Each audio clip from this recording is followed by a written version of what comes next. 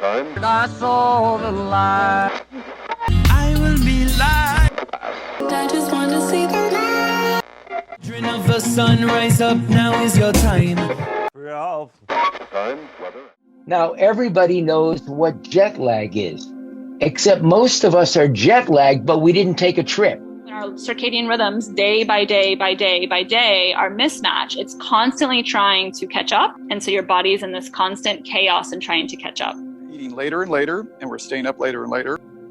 We're having the bright lights later and later, and it's wreaking havoc on our entire circadian rhythm of our system. So all the body clocks that are designed to work interconnectedly in a very efficient way, that are designed to basically free us of disease and problems, they can't turn on. They can't do their thing because everything's kind of all messed up. And the only way to fix that is to reset your clocks. And the only way to reset your clocks is seeing the sunrise and making your nights very dark. When you get up and see that sunrise first thing in the morning, that light code at that time of day is telling your body, okay, it's morning and we've got to get everything functioning and rolling, because all of our systems work off of clocks. And then it's working off that master clock that I talked about that gets all of its codes through the eyes. And once you have all that syncing and running on time, then you are like a well-oiled, like Ferrari engine that can handle everything. You can deal with toxins and viruses better because your body is going to be able to build that immune system and your microbiome by getting your belly in the sun. And so the light code is the same exact thing as, just that timing of day with your circadian rhythms. You're not seeing the sunrise every day. Your body is constantly trying to play catch up. So I think that light of the sun is just as important as food, the water that we're drinking, the air that we're breathing. We literally, as human beings, came into our own physical form like this meat sack that we do have literally from light. And the sun brings life to everything that it touches that we see outside. Our bodies are still genetically coded for that. Sunrise is like the most important. About 52% of sunlight is in the red and near infrared portion of the spectrum. Red and near infrared light is what charges up the mitochondria to basically super increase the energy of each of your cells. That type of light is greatest in concentration in the morning and at the end of the day. Like seeing the sunrise in the morning is a non-negotiable for me, whether it's family, friends, a new relationship, or anything. It is like, I'm not missing the sunrise. Like, I don't care who you are. If it's raining or cloudy or whatever, I'm going on my walk, or if I'm traveling, I'm still getting up and seeing the sunrise because I know how integral that is to my health now and my longevity. It's always still optimal to go outside, no matter what the weather is, what time of day it is. You still want to get your eyes and skin exposed to that changing of the time zones with the spectrum. Mornings, maybe up until 10 o'clock, and the afternoons, maybe from 4 o'clock on, are optimal periods. One, the sun is at a lower level, and so you're not getting the pure intensity of it. I'm outside every day. Grounding with your bare feet in the ground, sand, dirt, grass, whatever you can get in.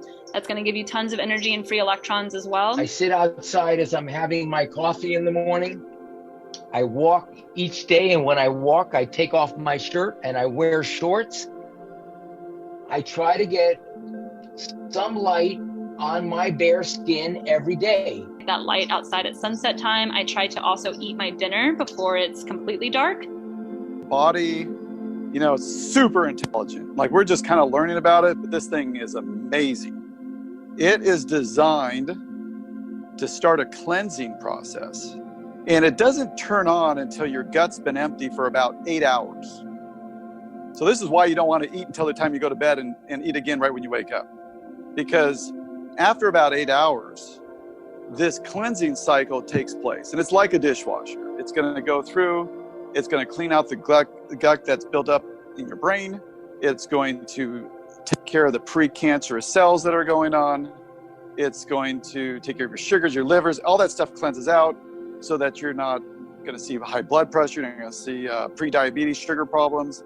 All that is cleansed out. It's a super simple thing, but it just has to be a 12-hour process. I mean, there's no way to shortcut that. You've got to have an empty gut for 12 hours a day. You have to. If you don't, then you're playing with fire. You want to try to have a good 3 to 4 hours before you're actually going to bed of not eating and not digesting and making your nights very dark. Maybe one incandescent bulb on, or I'll go completely dark in the house and I might have like a salt lamp on, or on my computer I'll have iris, so it'll have a red screen, or I can use my blue blocking glasses like what you have on if I'm going to look at the TV or my phone or the laptop.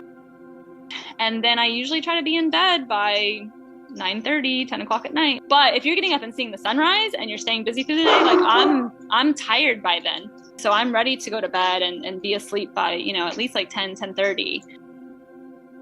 Sleep part of it is basically how we assimilate all of that energy during the daytime.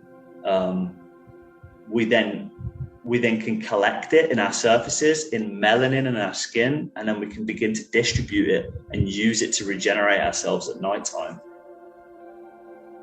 Your body has a GPS that is taking you to your ultimate endpoint, your location, your reason for being.